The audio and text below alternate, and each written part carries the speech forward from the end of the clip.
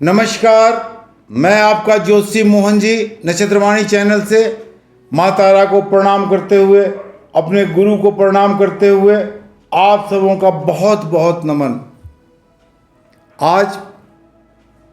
आज का विषय है घरेलू उपयोग में हम लोग प्रतिदिन क्या क्या गलतियां करते हैं, हमें क्या करना चाहिए और क्या ना करना चाहिए, तथा तुलसी के पौधे को किस ढंग से लगाना चाहिए, तुलसी के पौधे कहाँ होने चाहिए, इस विषय पर हम चर्चा करेंगे। तो आइए शुरू करें।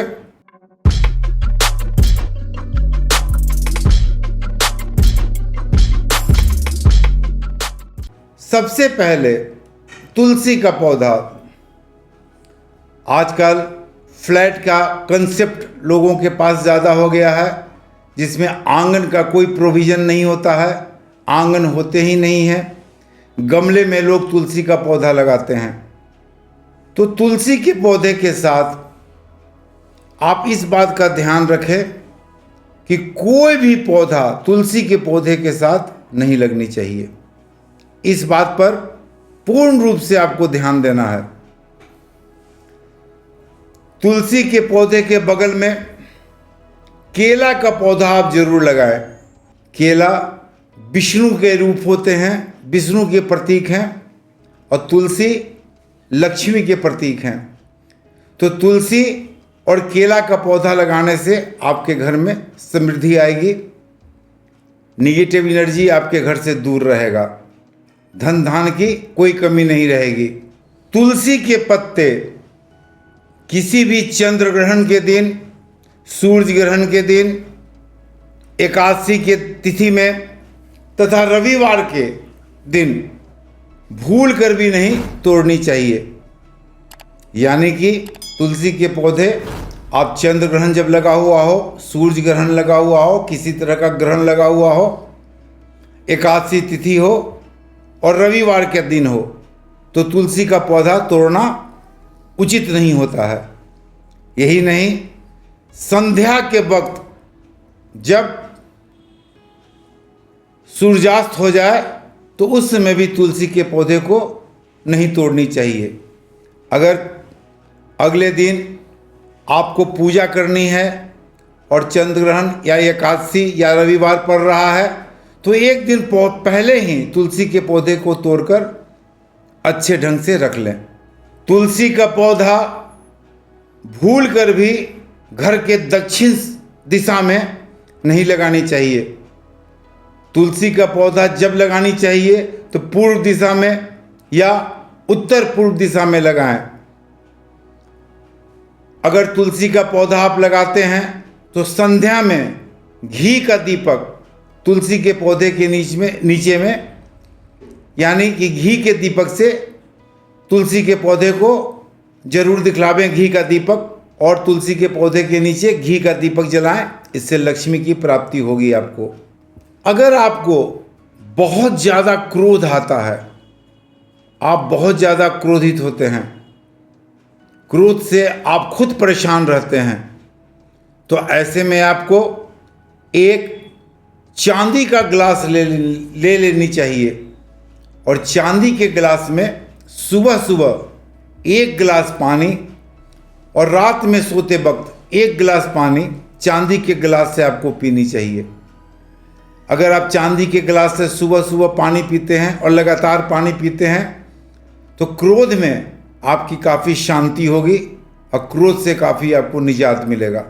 प्रायः देखा जाता है कि बहुत सारी महिलाएं सिंदूर, जो विवाहित महिलाएं हैं, सिंदूर अपने माथे के बीच में न लगा के साइड में लगाती हैं। तो सिंदूर हमेशा माथे के बीच में ही लगानी चाहिए।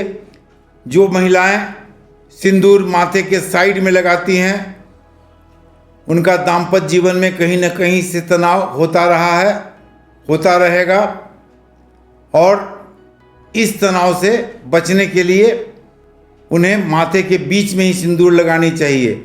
अगर माथे के बीच में सिंदूर नहीं लगाते हैं, साइड में लगाते हैं, तो धीरे धीरे पति से मनमुटाव होना संभव है।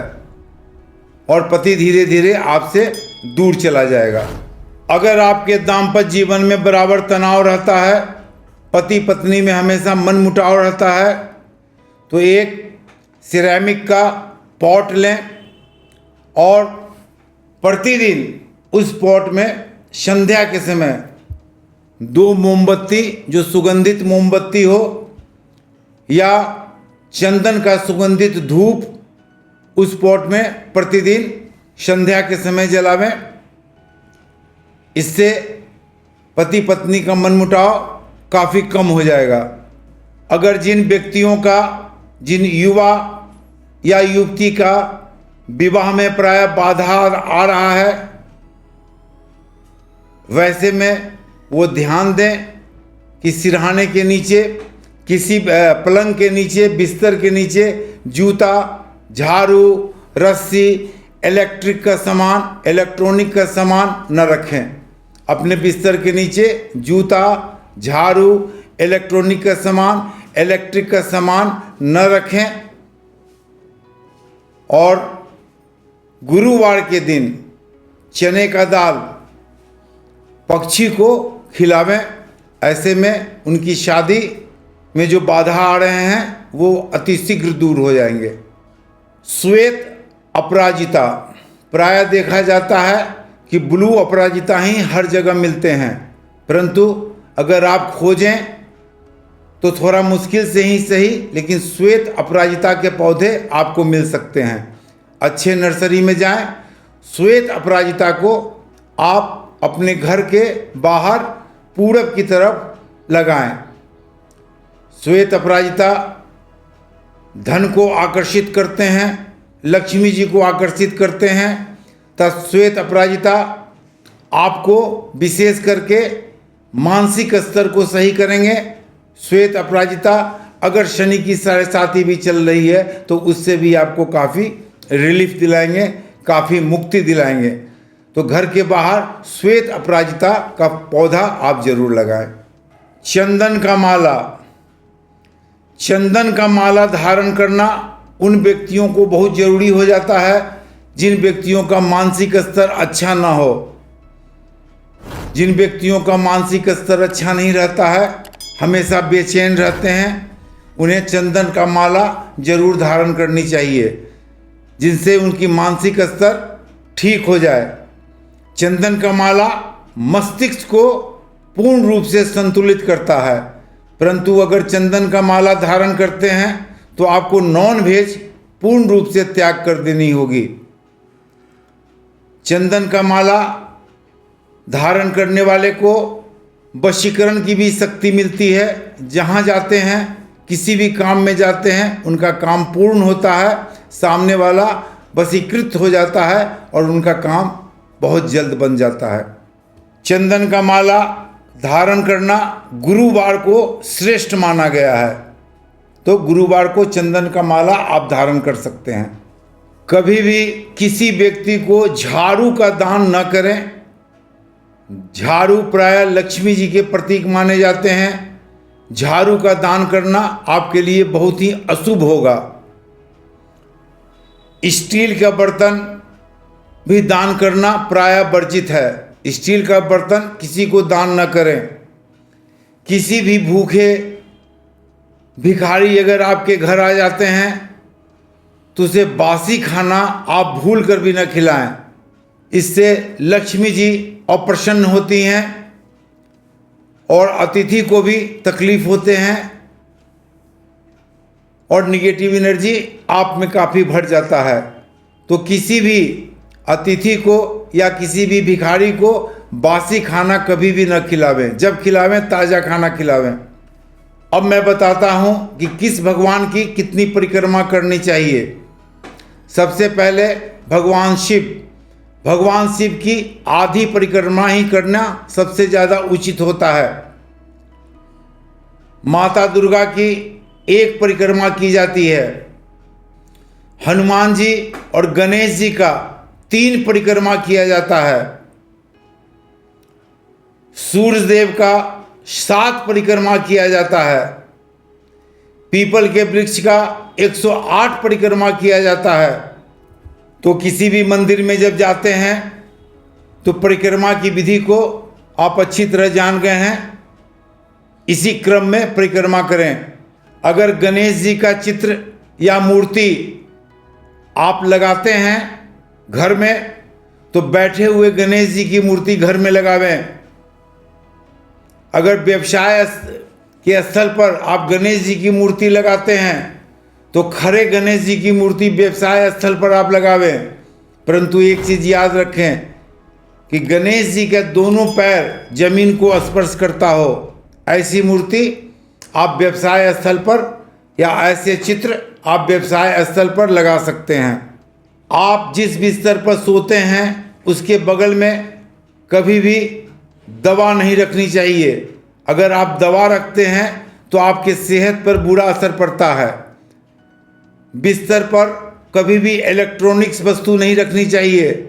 इससे आपको नींद पूरी तरह से नहीं आएगा और मन भी काफ़ी बेचैन रहेगा। बिस्तर के पास अगर आप पर्स रखते हैं तो आपके खर्च अत्यधिक बढ़ जाएंगे।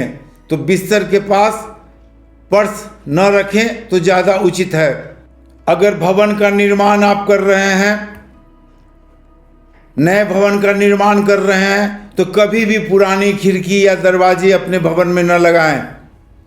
अगर पुराने खिड़की और दरवाजे अपने भवन में लगाते हैं तो आपको आर्थिक संकट का सामना करना पड़ सकता है। आप अपनी खिड़की के बाहर छोटे छोटे गमले में सुगंधित फूल रखें और प्रायः दिन में एक बार खिड़की को जरूर खोलें। इससे आपके घर में, आपके बिस्तर में, आपके बेडरूम में पॉजिटिव एनर्जी का भरमार हो जाएगा। आप अपने निवास स्थल पर या बैठक के रूम में, जिसे ड्राइंग रूम भी कहते हैं, कभी भी दरवाजे की तरफ पीठ करके न बैठें। दरवाजे की तरफ पीठ करके बैठने से अच्छे समय की वापसी हो जाती है और बुरे समय का प्रभाव पड़ता है। हमेशा कोशिश करें अपने बैठक रूम में, ड्राइंग रूम में कि दरवाजे की तरफ आपका पीठ ना हो। ऐसी गलती आप ना करें, वरना अच्छा समय आते आते आपका रह जाएगा। जिस घर में, मंदिर में प्रायः शाम को आरती होती है, घंटी बजाया जाता है, शंख बजाया जाता है, उस घर में निगेटिव एनर्जी का प्रवेश कभी हो ही नहीं पाता है। उस घर में निगेटिव एनर्जी नहीं आते हैं। तो प्रायः अपने घर में आरती दिखलावें, शंख बजाएं, घंटी बजाएं, ताकि किसी भी तरह का निगेटिव एनर्जी आपसे दूर रहे। अगर आप अपने सिर में, सर पे तेल लगाते हैं, चाहे कोई भी तेल लगाएं, और तेल आपके हथेली में कुछ बच जाता है, तो हम लोग प्रायः अपने शरीर में मल देते हैं। ऐसा आप बिल्कुल न करें। सर में तेल लगाने के बाद जो भी तेल बचे उसे अपने शरीर में न लगाएं, सर में ही उसे मिला दें। अगर शरीर में लगाते हैं तो आर्थिक तंगी भी आपको आ सकती है, धन का हानि भी आपको हो सकता है। तो ऐसा आप बिल्कुल न करें। हथेली में जो तेल बचा हुआ है उसे सर में ही लगाएं। हथेली में बचा हुआ तेल आप बदन पर न लगाएं। अपने लेफ्ट हाथ से यानी बाईं हाथ से कभी भी पानी न पिए। अगर बाईं हाथ से पानी पीते हैं तो चंद्रमा की स्थिति आपके कुंडली में अच्छी नहीं होगी और मानसिक तनाव आपको झेलना पड़ेगा। जब आप पानी पिए तो अपने दाएं हाथ यानी राइट हैंड से ही पानी पिए, ये ज़्यादा अच्छी प्रक्रिया होगी। वरना थोड़ा मानसिक तनाव आपको, अगर बाएं हाथ से पानी पीते हैं तो प्राय आप मानसिक तनावग्रस्त रहेंगे। गेंदे का फूल, गेंदे का फूल अब तो सीजन में प्राय होता है, लेकिन जाड़ा के दिन में ज़्यादा पाया जाता है। तो अपने घर के बाहर अगर आपके बगीचे हैं तो उसमें गेंदे का फूल ज़रूर लगाएं, या गमले में गेंदे का फूल ज़रूर लगाएं। गेंदे के फूल से मलेरिया का प्रकोप, मलेरिया के मच्छर प्रायः दूर भागते हैं और मलेरिया का प्रकोप जो होता है वो आपको नहीं होगा। तो घर के बाहर गेंदे का फूल लगाना वास्तु की दृष्टि से भी बहुत ही शुभ माना जाता है। अपने निवास स्थान, अपने ऑफिस, आप कहीं भी हाथी का चित्र लगाते हैं या हाथी की छोटी छोटी प्रतिमा रखते हैं, तो 2 प्रतिमा रखें, जोड़े हाथी की प्रतिमा या जोड़े हाथी का चित्र लगाएं। और हाथी का सूंड कभी भी नीचे नहीं होनी चाहिए, जब होनी चाहिए हाथी का सूंड ऊपर होनी चाहिए। इससे गणेश जी अत्यंत ही प्रसन्न होते हैं। घर की व्याधि, हर तरह का घर में प्रॉब्लम जो आपको होता आ रहा है, हर तरह का संकट आपका घर से दूर हो जाएगा। तो ये छोटी छोटी बातें मैंने आपको ही बताया, इसे पूर्ण पालन करें, काफ़ी लाभ होगा आपको। आप मेरे चैनल नक्षत्रवाणी को लाइक करें, सब्सक्राइब करें, शेयर करें। नमस्कार।